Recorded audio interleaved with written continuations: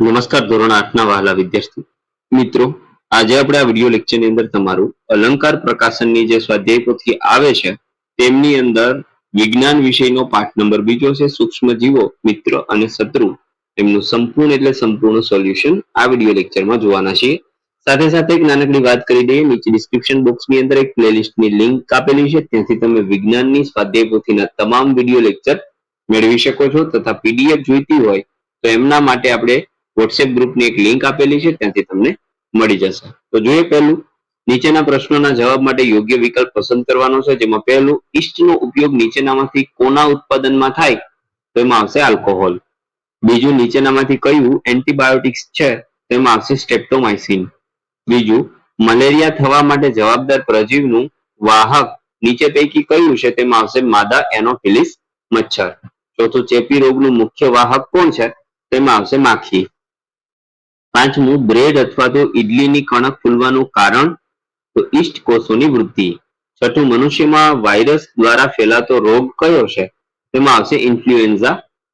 બ્રેડની બનાવટ દરમિયાન કયો વાયુ મુક્ત થાય છે તેમાં આવશે કાર્બન ડાયોક્સાઇડ. આઠમું, પ્રજીવ દ્વારા થતો અને મચ્છર દ્વારા ફેલાતો રોગ કયો છે તેમાં આવશે મલેરિયા. નવમું, નીચેનામાંથી ડેન્ગ્યુ વાયરસનું વાહક કોણ છે તેમાં આવશે એડિસ મચ્છર. ત્યાર પછી કૌંસમાંથી યોગ્ય વિકલ્પ પસંદ કરી ખાલી જગ્યા પૂરો, જેમાં પહેલું સૂક્ષ્મજીવો માઇક્રોસ્કોપની મદદથી જોઈ શકાય છે. નીલહરિત લીલ વાતાવરણમાંથી નાઇટ્રોજનનું સ્થાપન સીધે સીધું જ કરે છે, જેનાથી ભૂમિ ફળદ્રુપ બને છે. ત્રીજું, આલ્કોહોલનું ઉત્પાદન સૂક્ષ્મજીવોની મદદથી કરવામાં આવે છે. ચોથું, કોલેરા બેક્ટેરિયા દ્વારા ઉત્પન્ન થાય છે. પાંચમું, પોલિયો વાયરસથી થતો રોગ છે. અને આઠમું, દુનિયામાંથી લગભગ નાબૂદ થયેલો રોગ ચિતલા છે, જેની રસીની શોધ એડવર્ડ જેનર નામના વૈજ્ઞાનિકે કરી હતી. ત્રીજું, યોગ્ય જૂથમાં વર્ગીકૃત કરો. ઉપયોગી સૂક્ષ્મજીવોમાં આવશે ઈસ્ટ, લેક્ટોબેસિલસ બેક્ટેરિયા અને રાઇઝોબિયમ નામના બેક્ટેરિયા. હાનિકારક સૂક્ષ્મજીવોમાં આવશે મલેરિયાનો પ્રજીવ, જેને આપણે પ્લાઝ્મોડિયમ કહીએ છીએ, બ્રેડ મોલ્ડ, બેસિલસ અને એન્થ્રેસિસ. ત્યાર પછી ચોથો પ્રશ્ન, યોગ્ય જોડકા જોડો, જેમાં બેક્ટેરિયા તો એમાં આવશે કોલેરા કારક, રાઇઝોબિયમ તો એમાં આવશે નાઇટ્રોજનનું સ્થાપન, લેક્ટોબેસિલસ તો એમની અંદર આવશે દહીંનું જમાવવું. ત્યાર પછી ઈસ્ટ તો એમની અંદર આવશે બ્રેડનું બેકિંગ કરવું, પ્રજીવ તો એમની અંદર આવશે મલેરિયાનું વાહક અથવા તો કારક, અને વાયરસ તો એમની અંદર આવશે એડ્સ. શું આવશે? એડ્સનું કારક, એટલે કે અહીંયા આવશે એફ. શું આવશે? એફ. ચાલો, બીજું જોડકું લુઈ પાસવર. તો લુઈ પાસવરે આથવણની શોધ કરી હતી. રોબર્ટ કોશે તો એણે એન્થ્રેસિસ બેક્ટેરિયાની શોધ કરી હતી. એડવર્ડ જેનર એણે ચિતલાની રસીની શોધ કરી હતી. અને એલેક્ઝાન્ડર ફ્લેમિંગ જેને પેનિસિલિન નામની એન્ટીબાયોટિક્સની શોધ કરી હતી. પાંચમું, નીચેના વિધાનો સાચા છે કે ખોટા તેની નિશાની. જેમાં પહેલું વિધાન છે સૂક્ષ્મજીવોને 4 મુખ્ય વર્ગોમાં વિભાજિત કરવામાં આવે છે તો સાચું. અછબડા બેક્ટેરિયાથી થતો રોગ છે તો ખોટું. ટ્યુબરક્યુલોસિસ એટલે કે ટીબી બેક્ટેરિયાથી થાય, સાચું. ફૂગ તેમજ બેક્ટેરિયા વસાહતમાં રહેતા નથી તો ખોટી વાત છે. દહીંમાં લેક્ટોબેસિલસ નામની ફૂગ રહેલી હોય, ખોટું. ચેપી રોગો ભૌતિક સંપર્ક દ્વારા ફેલાતા નથી તો ખોટું. ભીંડાના પિત્ત એ વાયરસ યુક્ત કીટકથી થાય છે તો સાચી વાત. વાતાવરણમાં 78% ઓક્સિજન છે તો ભાઈ 78% ઓક્સિજન નથી, એટલે આ ખોટું આવશે.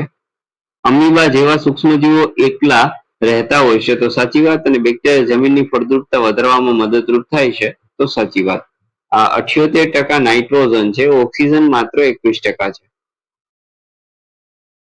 ત્યાર પછી નીચેના પ્રશ્નોને એક વાક્યમાં ઉત્તરમાં પહેલું, સૂક્ષ્મજીવોના મુખ્ય સમૂહ કયા તો 4 વિભાગમાં વહેંચી શકાય. એમાં પહેલો બેક્ટેરિયા, ફૂગ, પ્રજીવ અને લીલ. પ્રજીવથી થતા રોગોના નામ તો મલેરિયા અને મરડો. બહુકોષીય સૂક્ષ્મજીવો કયા છે તો બહુકોષીય સૂક્ષ્મજીવોની વાત કરીએ તો તે ફૂગ પણ કહી શકાય અને લીલ પણ કહી શકાય. આ બહુકોષીય સૂક્ષ્મજીવો છે જે નરી આંખે જોઈ શકાય એવા હોય. ચોથું, શર્કરા ખાંડનું આલ્કોહોલમાં રૂપાંતરણ થવાની પ્રક્રિયાને શું કહેવાય તો ખાંડનું આલ્કોહોલમાં રૂપાંતરણ થવાની ક્રિયાને આથવણ કહેવામાં આવે છે. પાંચમું, એન્ટીબાયોટિક્સ શેમાંથી બનાવવામાં આવે તો બેક્ટેરિયા અને ફૂગમાંથી એન્ટીબાયોટિક્સ બનાવવામાં આવે છે. છઠ્ઠું, આપણું શરીર રોગકારક સૂક્ષ્મજીવ સામે રક્ષણ મેળવવા શું ઉત્પન્ન કરે? તો આપણું શરીર રોગકારક સૂક્ષ્મજીવ સામે રક્ષણ મેળવવા એન્ટીબોડી ઉત્પન્ન કરે.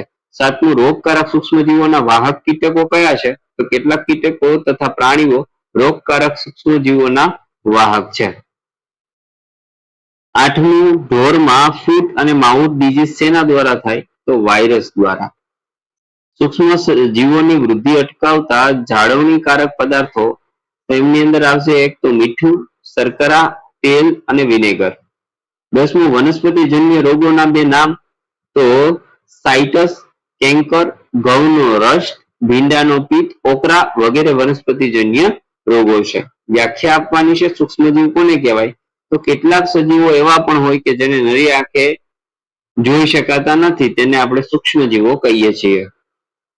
બીજું, રોગકારક સૂક્ષ્મજીવ, તો કેટલાક સૂક્ષ્મજીવો મનુષ્ય, પ્રાણી તેમજ વનસ્પતિમાં રોગો ઉત્પન્ન કરે તો એને રોગકારક સૂક્ષ્મજીવ કહેવાય. ચેપી રોગ, તો સૂક્ષ્મજીવો દ્વારા ચેપી રોગ સૂક્ષ્મજીવો દ્વારા થતા એવા રોગો જે હવા, પાણી, ખોરાક અથવા ભૌતિક સંપર્ક દ્વારા ફેલાતા હોય તેને ચેપી રોગો કહેવાય. અહીંયા રોગો લખી નાખજો. ત્યાર પછી જે બેક્ટેરિયા છે આ તમારે સેલ્ફ મતલબ કે સ્વપ્રયત્નથી લખવાનો છે, જે તમારી બુકની અંદર બેક્ટેરિયાની વ્યાખ્યા આપેલી છે. 2-3 વાક્યમાં આન્સર આપવાના છે મિત્રો. હવે જુઓ, અહીંથી આપણે ધીમે ધીમે સ્ક્રોલ કરતા જઈએ છીએ, જે તમારે જોતું જવાનું છે. વિડીયો લેક્ચર જો પસંદ પડ્યો હોય તો પ્લીઝ લાઈક કરી દેજો, તમારા મિત્રોથી શેર કરી દેજો અને આપણી ચેનલને પ્લીઝ સબસ્ક્રાઇબ કરી દેજો, જેથી કરીને તમામ વિષયના સોલ્યુશન તમને મળી રહે.